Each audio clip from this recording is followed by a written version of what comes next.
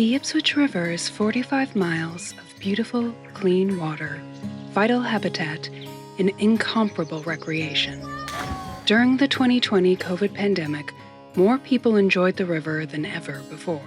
Being able to connect with the river and with nature was a really wonderful experience and helped me stay connected to the things that really matter.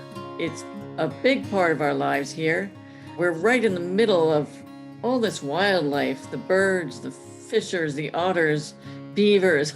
I just can't get enough of it. What it gives me, besides clean water and a sense of nourishment, is just a complete sense that I am part of something that's much bigger than myself. For decades, river advocates from the 21 communities in the river's watershed have supported the river's protection. It's a great place and it's a great asset. But this cherished local treasure is at risk.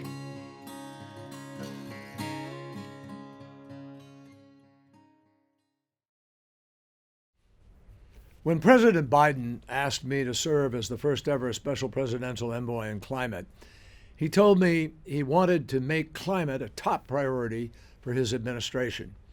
It's easy to understand why. The fact is, the climate crisis threatens so many aspects of life as we know it. It threatens our health, our security, and our economy.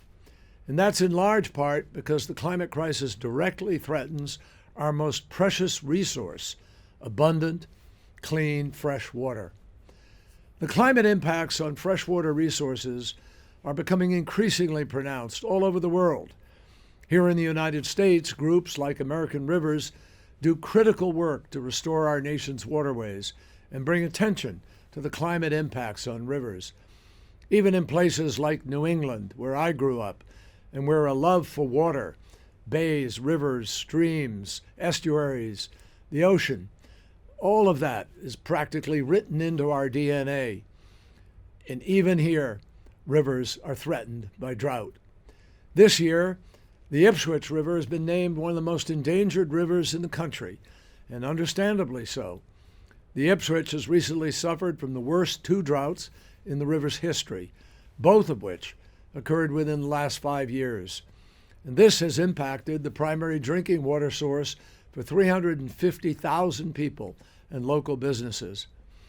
I want you to know that the Ipswich is particularly close to my heart, because when I was a kid, I used to go with cousins and we'd get in a boat and putt out through the winding curves of the Ipswich to Wingashiek Beach, and I have great memories of that.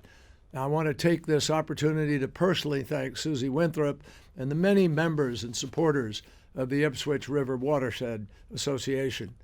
In my new role, I'm working with global leaders to help raise our collective ambition all across this planet and to rally the international community around climate action. But the truth is, so much of the work that we need to do to address environmental challenges actually happens not internationally, but happens in much smaller communities, in states and in countries and cities and towns around the world. So I thank you profoundly to everyone working at the community level to protect the Ipswich and all of the world's rivers. We are all in this together, and I'm grateful for all that you're doing to safeguard these essential resources for generations to come. Thanks for letting me join you. You can save the Ipswich River. This is a really big year for the Ipswich River at the state level. The state is finally proposing to condition registrations to require water conservation during drought. Believe it or not, 80% of the water that comes out of the Ipswich River doesn't have to comply with any common sense conservation restrictions. We applaud the state for proposing regulations that will require conservation during drought. The American River's Most Endangered designation on its website has an action alert that you can seek to encourage the state to condition registration. It's a really important step for our river, and we encourage all of you to take that action. Also, our partners at the state level, Massachusetts Rivers Alliance, is proposing drought legislation. One of the challenges in the water regulations are that anyone using less than 100,000 gallons a day is exempt. It's a huge amount of water. That includes private wells and small withdrawals. The legislation that's proposed would, during a declared drought, require that everyone pitch in to take common sense conservation measures such as watering at night or not during the heat of the day or only once a week. This legislation has broad support, but we need your help. We need to support water policies to support our cities and towns.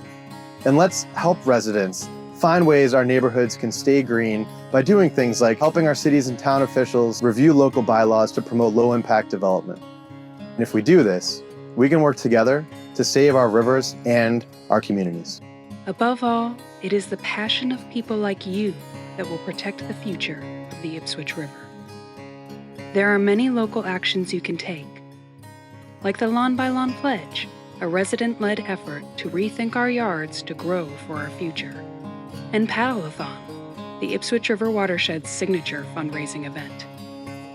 Please join us in securing the future for our river and protecting water for us, for the next generation, and for those to come.